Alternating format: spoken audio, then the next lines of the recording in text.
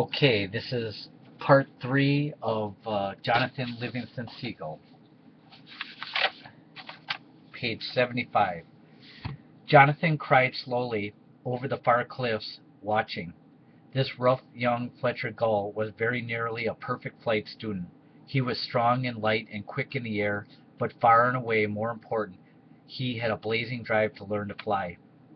Here he came this minute, a blurred gray shape roaring out of a dive, flashing 150 miles per hour past his instructor.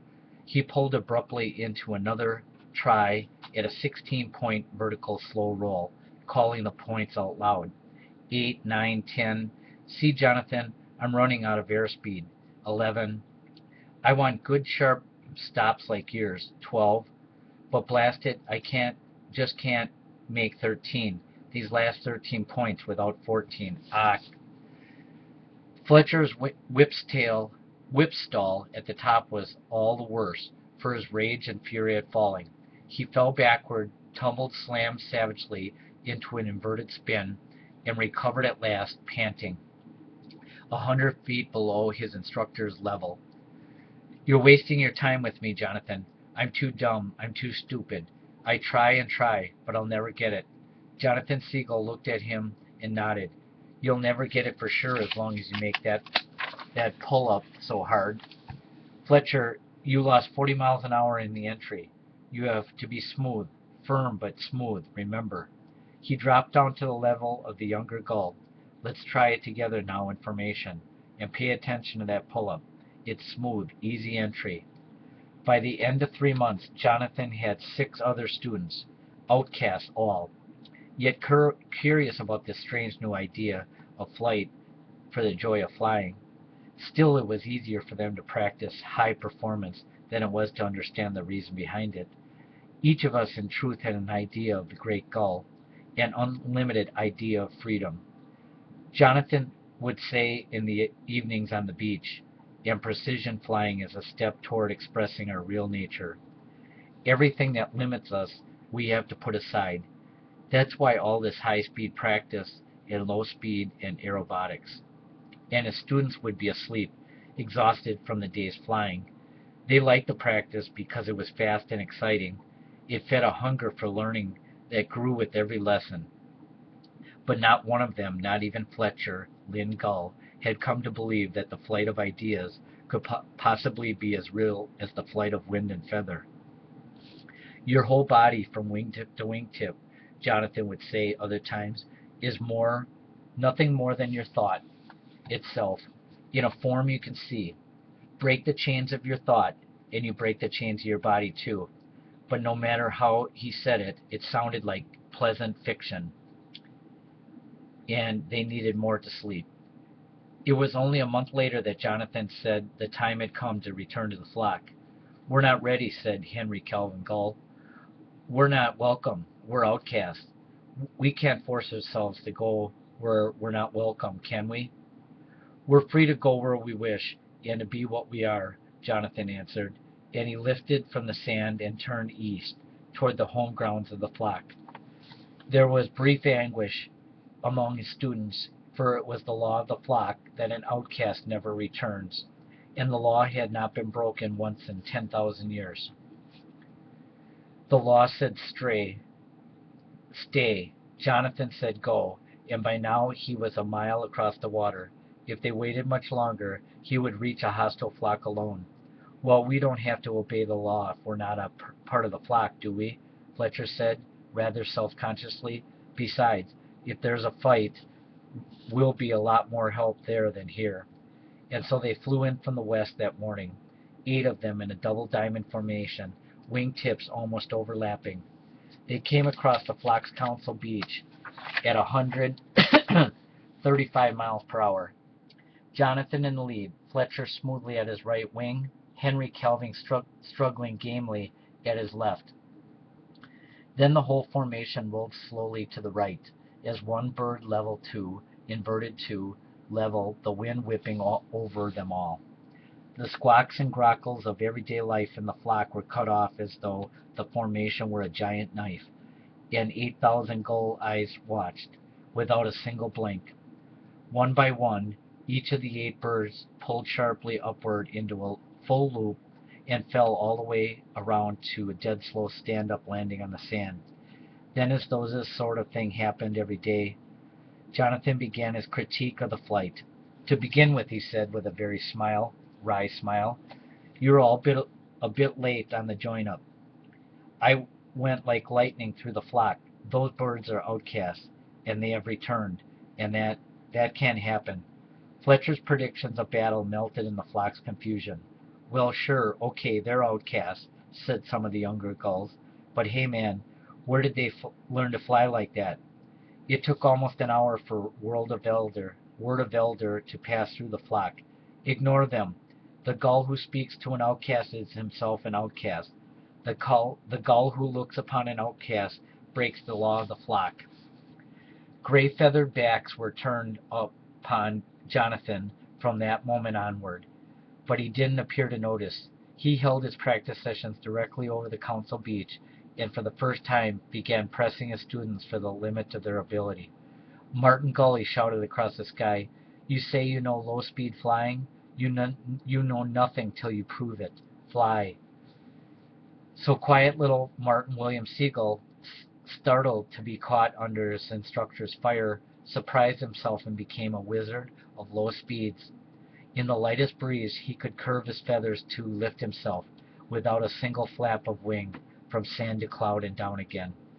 Likewise Charles Roland Gull flew the great mountain wind to 24,000 feet and came down blue from the cold thin air, amazed and happy, determined to go still higher tomorrow. Fletcher Seagull, who loved aerobatics like no one else, conquered his 16-point vertical slow roll, and the next day topped it off with a triple cartwheel, his feathers flashing white sunlight to a beach from which more than one furtive eye watched. Every hour Jonathan was there at the side of each of his students, demonstrating, suggesting, pressuring, guiding. He flew with them, night after night, cloud and storm, for the sport of it, while the flock huddled miserably on the ground. Got some more pictures. Now we're on to page 82. When the fly was done, the students relaxed on the sand, and in time they listened more closely to Jonathan. He had some crazy ideas that they couldn't understand, but then he had some good ones that they could. Gradually in the night, another circle formed around the circle of students. A circle of curious gulls listening in the darkness of hours on end, not wishing to see or be seen of another, fading away before daybreak. It was a month after the return that the first gull of the flock crossed the line and asked to learn how to fly. In his asking, Terence Lowell Gull became a condemned bird, labeled outcast, and the 8th of Jonathan's students. The next night from the flock came Kirk Maynard Gull, wobbling across the sand, dragging his left wing to collapse at Jonathan's feet. "Help me," he said, very quietly, speaking in the way that the dying speak. "I want to fly more than anything else in the world." "Come along," said Jonathan. "Come with me, away from the ground, and we'll begin." "You don't understand my wing. I can't move my wing." "Maynard Gull, you have the freedom to be yourself, your true self, here and now, and nothing can stand in your way. It's the law of the great gull, the law that is. Are you saying I can fly?" "I say you are free." As simply and as quickly as that, Kirk Maynard Gull spread his wings effortlessly and lifted into the dark night air. The flock was roused from sleep by his cry, as loud as he could scream it. From 5,000 feet up, "I can fly. Listen, I can fly." By sunrise there were nearly 1,000 birds standing outside the circle of students, looking curiously at Maynard. They didn't care whether they were seen or not, and they listened, trying to understand Jonathan Seagull. He spoke of very simple things, that it is right for a gull to fly, that freedom is the very nature of his being, that whatever stands against that freedom must be set aside, be it ritual or superstition or limitation in any form. "Set aside," came a voice from the multitude, "even if it be the law of the flock." "The only law that is that which leads to freedom," Jonathan said. "There is no other." "How do you expect us to fly as you fly?" came another voice. You are special and gifted and divine, above other birds. Look at Fletcher, Lowell, Charles Rowland, Judy, Lee. Are they special and gifted and divine? No more than you are, no more than I am. The only difference, the very only one, is that they have begun to understand what they really are and have begun to practice it. His students, said Fletcher, shifted uneasily. They hadn't realized that this was what they were doing. The crowd grew larger every day, coming to question, to idolize, to scorn. They are saying in the flock that if you are not the son of the great gull himself. Fletcher told Jonathon one morning, after advanced speed practice, then you 1,000 years ahead of your time. Jonathon sighed. The price of being misunderstood, he thought. They call you devil, or they call you God. What do you think, Fletch? Are we ahead of our time? A long silence. Well, this kind of flying has always been here to be learned by anybody who wanted to discover it. That's got nothing to do with time. We're ahead of the fashion, maybe, ahead of the way most gulls fly. That's something, Jonathon said, rolling to glide inverted for a while. That's not half as bad as being ahead of our time. It happened just a week later. Fletcher was demonstrating the elements of high-speed flying to a class of new students. He had just pulled out of his dive from 7,000 feet, a long gray streak firing a few inches above the beach, when a young bird on its first flight glided directly in his path, calling for his mother. With a tenth of a second, avoid the youngster, Fletcher Lynn Seagull snapped hard to the left at something over 2,000 miles per hour into a cliff of solid granite. It was for him as though the rock were a giant hard door into another world, a burst of fear and shock and black as he hit, and then he was adrift in a strange, strange sky, forgetting, remembering, forgetting, afraid, sad, sorry, terrible story. The voice came to him, as it had in the first day that he had met Jonathon Seagull. The trick, Fletcher, is that we are trying to overcome our limitations in order to patiently. We don't tackle flying through rock until a little later in the program, Jonathon. Also known as the son of the great gull, his instructor said dryly. What are you doing here? The cliff. Didn't I die? Oh, Fletch, come on, think. If you were talking to me now, then obviously you didn't die, did you? What did you manage to do was to change your level of consciousness rather abruptly. It's your choice now. You can stay here and learn on this level, which is quite a bit higher than the one you left, by the way, or you can go back and keep working with the flock. The elders were hoping for some kind of disaster, but they're startled that you're obliged them so well.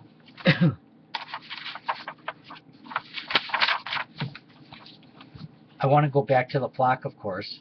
I've barely begun with this new group. Very well, Fletcher, remember what we were saying about one's body being nothing more than thought itself? Fletcher shook his head and stretched his wings and opened his eyes at the base of the cliff, in the center of the whole flock assembled. There was a great clamor of squawks and screes from the crowd when first he moved. He lives! He that was dead lives! Touched him with a wingtip, brought him to life, the son of the great gull. No, he denies it. He's a devil, come to break the flock. There were 4,000 gulls in the crowd, frightened at what had happened, and the cry devil went through them like the wind of an ocean storm. Eyes glazed, beaks sharp, they closed in to destroy. Would you feel better if we left, Fletcher? Asked Jonathon. I certainly wouldn't object too much if we did. Instantly they stood together a half a mile away, and the flashing beaks of the mob closed on empty air.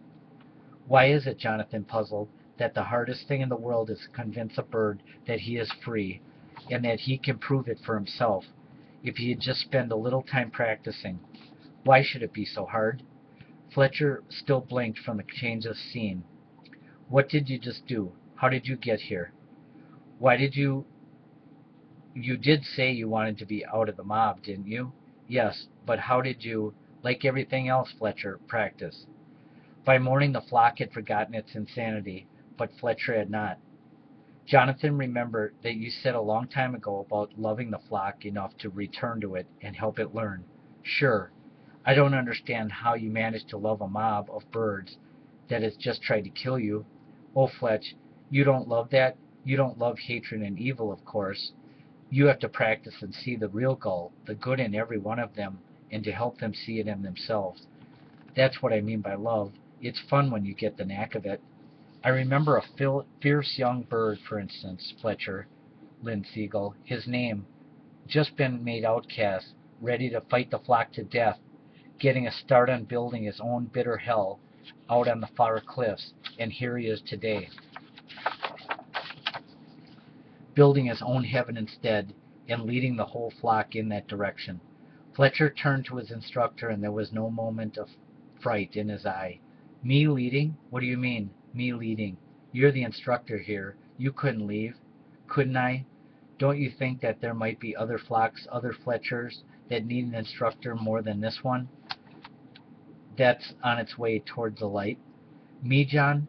I'm just a plain seagull, and you're the only son of the great gull, I suppose.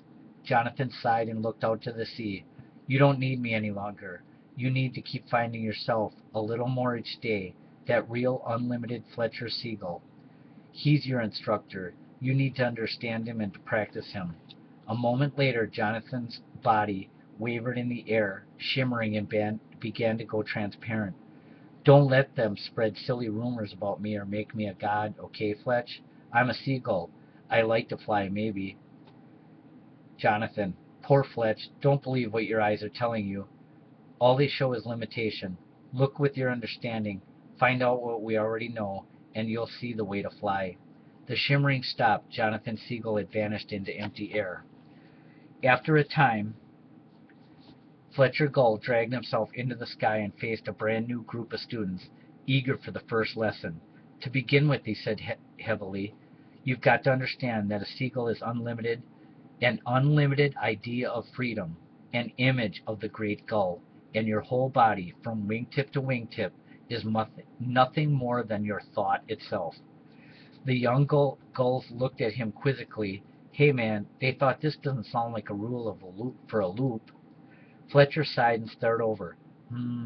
Very well, he said, and eyed them critically.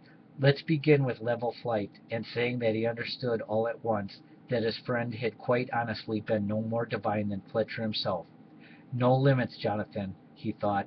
Well then, the time's not distant when I'm going to appear out of thin air on your beach and show you a thing or two about flying. And though he tried to look properly severe for his students, Fletcher Seagull suddenly saw them all as they really were, just for a moment, and he more than liked, he loved what it was he saw. No limits, Jonathan, he thought, and he smiled. His race to learn had begun. And that was the end of the book. So, Jonathan Livingston Seagull, truly one of the great books of all time, and went through and read the entire thing. And I love it. No limits, perfection, everybody is free, and everything is in your thoughts. So, just love the book.